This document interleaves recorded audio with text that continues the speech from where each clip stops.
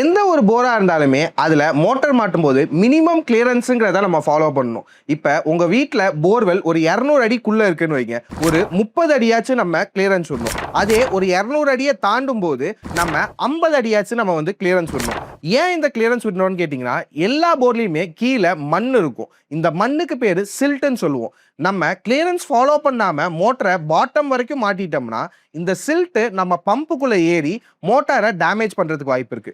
இந்த மாதிரி டேமேஜ் ஆகி வைண்டிங் போன பம்ப்ஸ் பார்த்தீங்கன்னா மார்க்கெட்ல நிறைய இருக்கு. நாங்களே கூட அதை நிறைய இடத்துல பார்த்துருக்கோம். இந்த மாதிரி நடக்காம இருக்கிறதுக்கு தான் நம்ம எப்பொழுதுமே எந்த கஸ்டமருக்கா இருந்தாலும் ஒரு மினிமம் கிளியரன்ஸுங்கிறத சஜஸ்ட் பண்ணுவோம். அதை ஃபாலோ பண்ணி மாட்டும் போது உங்க மோட்டரோட பர்ஃபார்மன்ஸும் நல்லா இருக்கும், லைஃபும் லாங் லைஃப் வரும். உங்க வீட்டு போர்வெல்க்கு என்ன மோட்டர் மாட்டணும், அதை எவ்வளோ ஆழத்தில் மாட்டணுங்கிறது தெரியுமா?